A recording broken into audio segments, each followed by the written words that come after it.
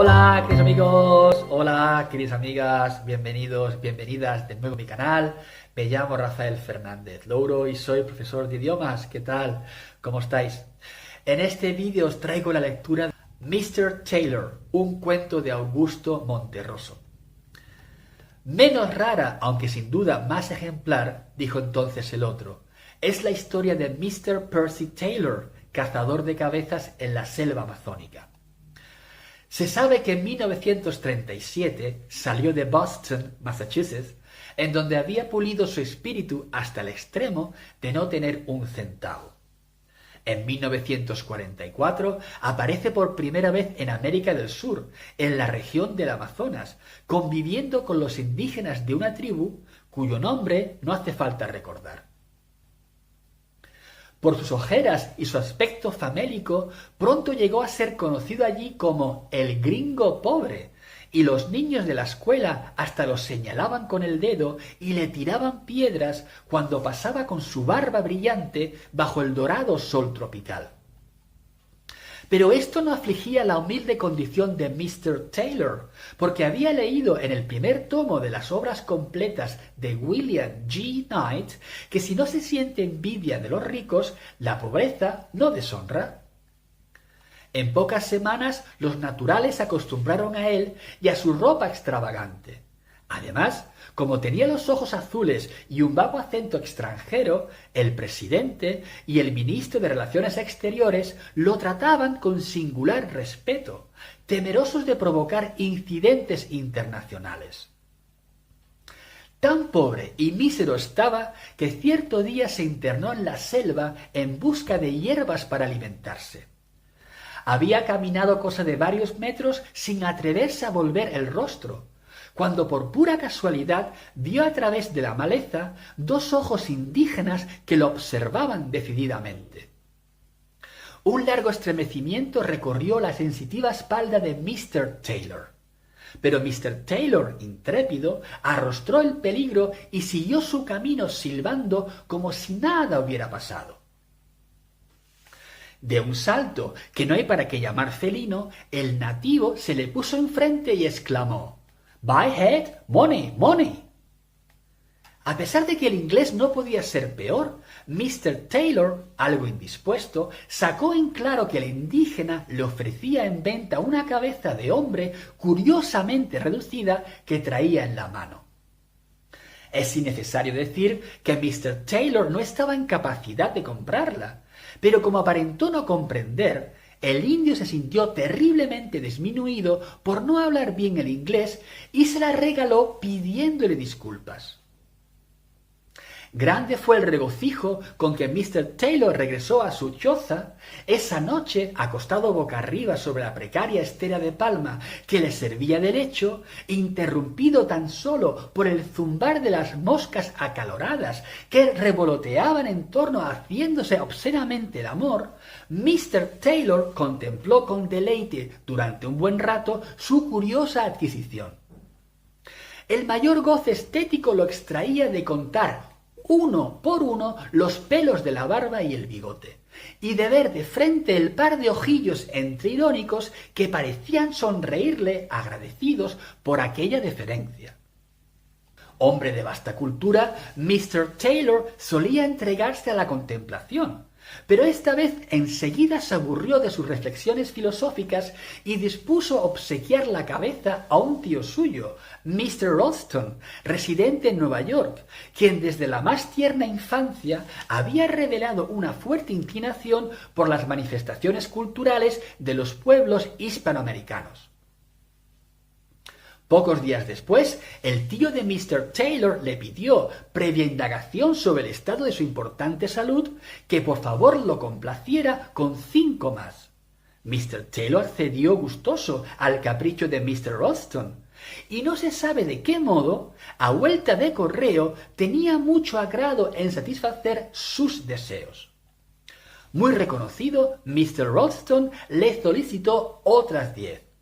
Mr. Taylor se sintió halagadísimo de poder servirlo, Pero cuando pasado un mes aquel le rogó el envío de 20, Mr. Taylor, hombre rudo y bárbaro, pero de refinada sensibilidad artística, tuvo el presentimiento de que el hermano de su madre estaba haciendo negocio con ellas.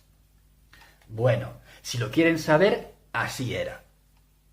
Con toda franqueza, Mr. Ralston se lo dio a entender en una inspirada carta cuyos términos resueltamente comerciales hicieron vibrar como nunca las cuerdas del sensible espíritu de Mr. Taylor. De inmediato concertaron una sociedad en la que Mr. Taylor se comprometía a obtener y remitir cabezas humanas reducidas en escala industrial, en tanto que Mr. Ralston las vendería lo mejor que pudiera en su país. Los primeros días hubo algunas molestas dificultades con ciertos tipos del lugar. Pero Mr. Taylor, que en Boston había logrado las mejores notas con un ensayo sobre Joseph Henry Silliman, se reveló como político y obtuvo de las autoridades no solo el permiso necesario para exportar, sino además una concesión exclusiva por 99 años. Escaso trabajo le costó convencer al guerrero ejecutivo y a los brujos legislativos de que aquel paso patriótico enriquecería en corto tiempo a la comunidad y de que luego estarían todos los sedientos aborígenes en posibilidad de beber. Cada vez que hicieran una pausa en la recolección de cabezas, de beber un refresco bien frío, cuya fórmula mágica él mismo proporcionaría. Cuando los miembros de la Cámara, después de un breve pero luminoso esfuerzo intelectual, se dieron cuenta de tales ventajas, sintieron hervir su amor a la patria y en 3 días promulgaron un decreto exigiendo al pueblo que acelerara la producción de cabezas reducidas. Contados meses más tarde, en el país de Mr. Taylor, las cabezas alcanzaron aquella popularidad que todos recordamos. Al principio eran privilegio de las familias más pudientes. Pero la democracia es la democracia, y nadie lo va a negar. En cuestión de semanas pudieran adquirirlas hasta los mismos maestros de escuela. Un hogar sin su correspondiente cabeza teníase por un hogar fracasado. Pronto vinieron los coleccionistas, y con ellos las contradicciones. Poseer 17 cabezas llegó a ser considerado de mal gusto, pero era distinguido tener 11. Se vulgarizaron tanto que los verdaderos elegantes fueron perdiendo interés y ya sólo por excepción adquirían alguna si presentaba cualquier particularidad que la salvara de lo vulgar. Una muy rara, con bigotes prusianos, que perteneciera en vida a un general bastante condecorado, fue obsequiada al Instituto Danceler, el que a su vez donó, como de rayo, $3,5 millones para impulsar el desenvolvimiento de aquella manifestación cultural tan excitante de los pueblos hispanoamericanos. Mientras tanto, la tribu había progresado en tal forma que ya contaba con una veredita alrededor del Palacio Legislativo. Por esa alegre veredita paseaban los domingos y el día de la Independencia los miembros del Congreso, carraspeando, luciendo sus plumas, muy serios, riéndose, en las bicicletas que les había obsequiado la compañía. Pero, ¿qué quieren? No todos los tiempos son buenos. Cuando menos lo esperaban, se presentó la primera escasez de cabezas. Entonces comenzó lo más alegre de la fiesta.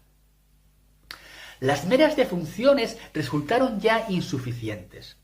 El ministro de Salud Pública se sintió sincero y una noche calurosa, con la luz apagada, después de acariciarle un ratito el pecho como por no dejar, le confesó a su mujer que se consideraba incapaz de elevar la mortalidad a un nivel grato a los intereses de la compañía. A lo que ella le contestó que no se preocupara, que ya vería cómo todo iba a salir bien y que mejor se durmiera. Para compensar esa deficiencia administrativa fue indispensable tomar medidas heroicas y se estableció la pena de muerte en forma rigurosa. Los juristas se consultaron unos a otros y elevaron a la categoría de delito penado con la horca o el fusilamiento, según su gravedad, hasta la falta más nimia. Incluso las simples equivocaciones pasaron a ser hechos delictuosos. Ejemplo: si en una conversación banal alguien, por puro descuido, decía «hace mucho calor» y posteriormente podía comprobársele, termómetro en mano, que en realidad el calor no era para tanto, se le cobraba un pequeño impuesto y era pasado ahí mismo por las armas, correspondiendo la cabeza a la compañía. Y justo es decirlo, el tronco y las extremidades a los dolientes. La legislación sobre las enfermedades ganó inmediata resonancia y fue muy comentada por el cuerpo diplomático y por las cancillerías de potencias amigas. De acuerdo con esa memorable legislación, a los enfermos graves se les concedían 24 horas para poner en orden sus papeles y morirse. Pero si en este tiempo tenían suerte y lograban contagiar a la familia, obtenían tantos plazos de un mes como parientes fueran contaminados. Las víctimas de enfermedades leves y los simplemente indispuestos merecían el desprecio de la patria, y en la calle cualquiera podía escupirle el rostro. Por primera vez en la historia fue reconocida la importancia de los médicos. Hubo varios candidatos al premio Nobel que no curaban a nadie. Fallecer se convirtió en ejemplo del más exaltado patriotismo, no solo en el orden nacional, sino en el más glorioso, en el continental. Con el empuje que alcanzaron otras industrias subsidiarias, la de ataúdes en primer término, que floreció con la asistencia técnica de la compañía, el país entró, como se dice, en un período de gran auge económico. Este impulso fue particularmente comprobable en una nueva veredita florida por la que paseaban, envueltas en la melancolía de las doradas tardes de otoño, las señoras de los diputados, cuyas lindas cabecitas decían que sí, que todo estaba bien, cuando algún periodista solícito desde el otro lado las saludaba sonriente sacándose el sombrero. Al margen recordaré que uno de estos periodistas, quien en cierta ocasión emitió un lluvioso estornudo que no pudo justificar, fue acusado de extremista y llevado al paredón de fusilamiento.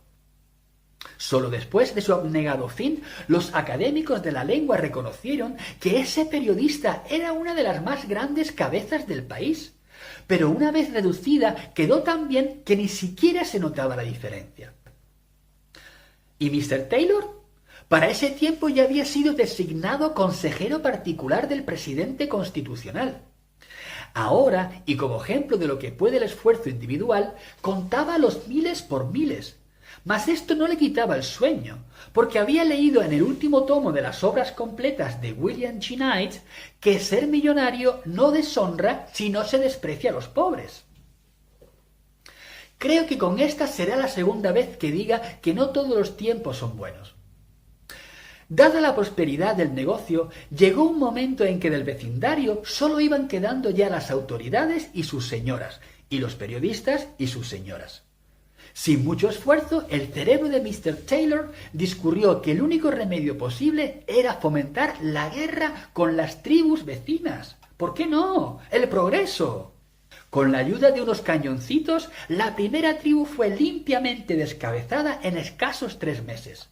Mr. Taylor saboreó la gloria de extenderse sus dominios. Luego vino la segunda, después la tercera, y la cuarta, y la quinta. El progreso se extendió con tanta rapidez que llegó la hora en que, por más esfuerzos que realizaron los técnicos, no fue posible encontrar tribus vecinas a quienes hacer la guerra. Fue el principio del fin. Las vereditas empezaron a languidecer. Solo de vez en cuando se veía transitar por ellas a alguna señora o algún poeta laureado con su libro bajo el brazo. La maleza, de nuevo, se apoderó de las dos, haciendo difícil y espinoso el delicado paso de las damas. Con las cabezas escasearon las bicicletas y casi desaparecieron del todo los alegres saludos optimistas. El fabricante de ataúdes estaba más triste y fúnebre que nunca. y todos sentían como si acabaran de recordar de un grato sueño, de ese sueño formidable en que tú te encuentras con una bolsa repleta de monedas de oro y la pones debajo de la almohada y sigues durmiendo y al día siguiente muy temprano al despertar la buscas y te hallas con el vacío. Sin embargo, penosamente el negocio seguía sosteniéndose, pero ya se dormía con dificultad por el temor a amanecer exportado. En la patria de Mr. Taylor, por supuesto, la demanda era cada vez mayor. Diariamente aparecían nuevos inventos, pero en el fondo nadie creía en ellos y todos exigían las cabecitas hispanoamericanas. Fue para la última crisis. Mr. Ralston, desesperado, pedía y pedía más cabezas. A pesar de que las acciones de la compañía sufrieron un brusco descenso, Mr. Ralston estaba convencido de que su sobrino haría algo que lo sacara de aquella situación. Los embarques, antes diarios, disminuyeron a 1 por mes, ya con cualquier cosa, con cabezas de niño, de señoras, de diputados. De repente cesaron del todo. Un viernes áspero y gris, de vuelta de la bolsa, aturdido aún por la gritería y por el lamentable espectáculo de pánico que daban sus amigos, Mr. Ralston se decidió a saltar por la ventana, en vez de usar el revólver, cuyo ruido lo hubiera llenado de terror. Cuando le abrieron un paquete del correo se encontró con la cabecita de Mr. Taylor, que le sonreía desde lejos, desde el fiero Amazonas, con una sonrisa falsa de niño que parecía decir: «Perdón, perdón, no lo vuelvo a hacer». Bueno, menuda historia esta, la de Mr. Taylor. La verdad que increíble el ingenio de este escritor. Bueno, pues nada, si os ha gustado, por favor, lo podéis compartir con amigos, amigas y familiares. Espero que hayáis disfrutado. Yo la verdad que me he emocionado mucho leyendo este cuento y esperpéntico y bueno, pero que tiene mucha moraleja y mucho que reflexionar. En el fondo creo que el cuento tiene mucho que pensar. Bueno, pues nada, eso ha sido todo. Espero que hayáis disfrutado y hasta el próximo vídeo. Cuidaos mucho y cuidado con la cabeza. No se sabe qué puede ocurrir. ¡Adiós!